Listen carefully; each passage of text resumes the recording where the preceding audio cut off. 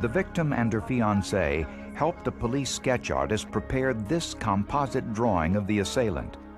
Police all across Virginia searched for a man who fit the description, but the search turned up nothing, and police feared that the Blue Ridge rapist would never be identified.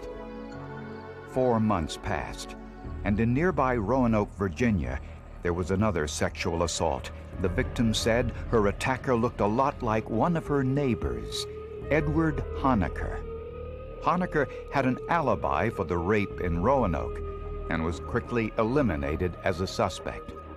But investigators noticed a striking resemblance between Edward Honaker and the composite drawing of the Blue Ridge rapist. Honaker owned an automobile similar to the one driven by the Blue Ridge rapist. It had no back seat and had rust damage on the body, consistent with the description given by the victim. The car he was driving, one of those big Broncos, was identified by the victim as a car driven by the rapist. He had a mustache, so did the rapist. He was about the same size, height, weight as the rapist. The case seemed to point directly at him. Police prepared a photographic lineup of 6 individuals to show the victim and her fiancé. They both identified Edward Honaker as the rapist.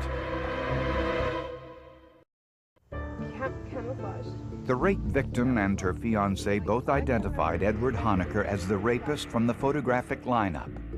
Honaker was a 34-year-old welder with a dishonorable discharge from the military and a past history of burglary.